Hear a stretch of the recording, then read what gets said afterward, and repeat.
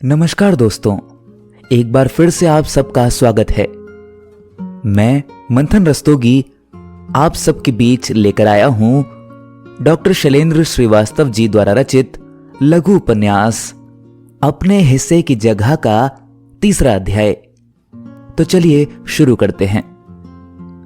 Coffee house में हर विचारधारा के लेखकों का जमावड़ा रहता है, किंतु टेबलें गुट के अनुसार बंटी रहती हैं।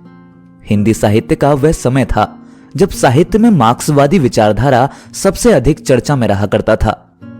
यूं कहें सुपर हिट हुआ करता था। लेखक बंधु विचारों से ही नहीं, पहनावे से भी मार्क्सवादी दिखने का प्रयास करते थे। बड़ी हुई दाढ़ी, बिना प्रेस किए कपड़े और कंधे पर लटकता बैग या खादी का थैला उनकी पहचान हुआ करती थी। जो लेखक सरकारी सेवा में थे वे जरूर कपड़े ठीक ठाक पहनते थे, जिन्हें सफेद कॉलर का लेखक कहा जाता था। अजय इनसे अलग दिखता था। वह मार्क्सवादियों की तरह कंधे पर थैला नहीं टांगता था।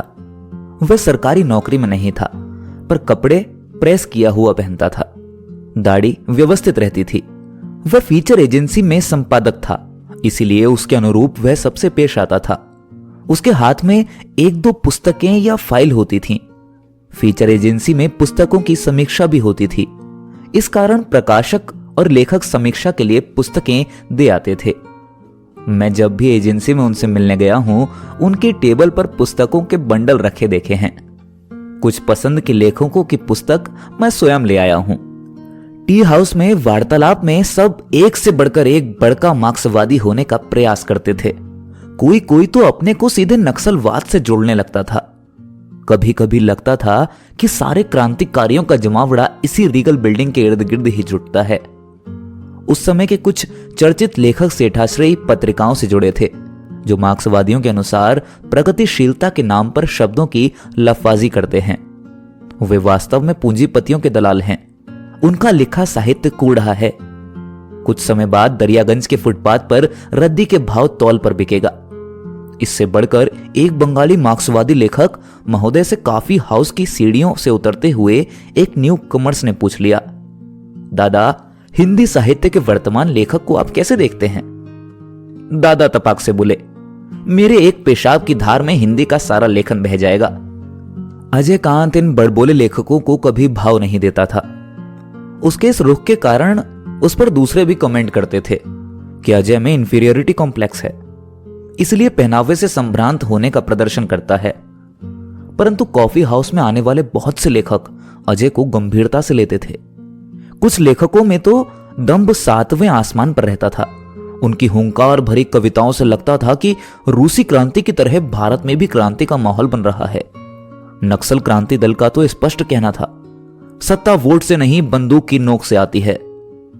इतनी बड़ी बड़ी बातों पर इन लेखकों की पत्नियां क्या सोचती हैं? इस पर कॉफी हाउस में कभी गपशप भी नहीं हुआ। क्या घर पर भी ये मार्क्सवादी आचार व्यवहार अपनाते हैं, अथवा कॉफी हाउस से घर पहुंचते ही घर में रूढ़िवादी व्यवहार करते हैं, जिस पर पत्नी को कोई आपत्ति नहीं होती? पत्नी शंकालु तब होती है जब पति के जीवन में अन्य महिला का दखल होता है, भले ही वह लेखिका ही क्यों ना हो। लेखक महोदय देर से घर आते हैं, कभी कभी नशा करके घर में आते हैं तो भी वह सामान्य रहती हैं। पर कहीं से उसे भनक लग जाए कि पति महोदय कॉफी हाउस में नहीं, किसी महिला मित्र के यहां शाम गुजार कर देर रात आए हैं, तो वह सवालों की छड़ी लगा देती हैं। रंजना की उलझन यही है। वह अजय पर पूरा भरोसा करती है। वह जानती है अजय का साहित्य जगत में अच्छा नाम है और संपादक भी है, तो लोग संपर्क में आएंगे ही। इसमें महिला भी होंगी और पुरुष भी। यह सामान्य सी बात है। इसके लिए परेशान नहीं होना चाहिए। वह भी तो पेशे से डॉक्टर है। महिला पुरुष दोनों हैं इस नौकरी में। साथ उठना बैठना, विचार विमर्श होता ही है।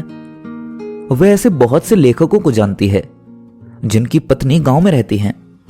दिल्ली में वह अकेले रह रहा है या कोई दूसरी के साथ गुलछर्रे उड़ा रहा है, उसे क्या मालूम। वह इतनी दूर से निगरानी भी नहीं रख सकती है।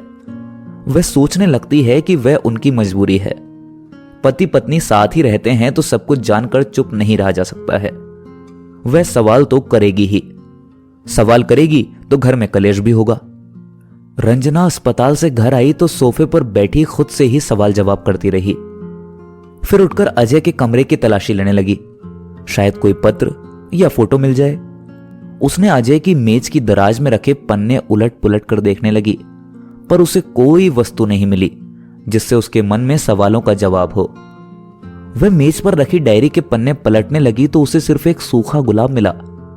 वह उसी को लेकर अनुमान लगाने लगी। वह निराश होकर सोफे पर बैठ गई, माथे पर आए पसीने को रुमाल से पोंछती है। वह थकी महसूस करती है, उसे नींद आ जाती है। आप अभी तक सुन रहे थे डॉक्टर शैलेंद्र श्रीवास्तव जी द्वारा रचित लघु उपन्यास अपने हिस्से की जगह का तीसरा अध्याय। आगे भी बने रहिए।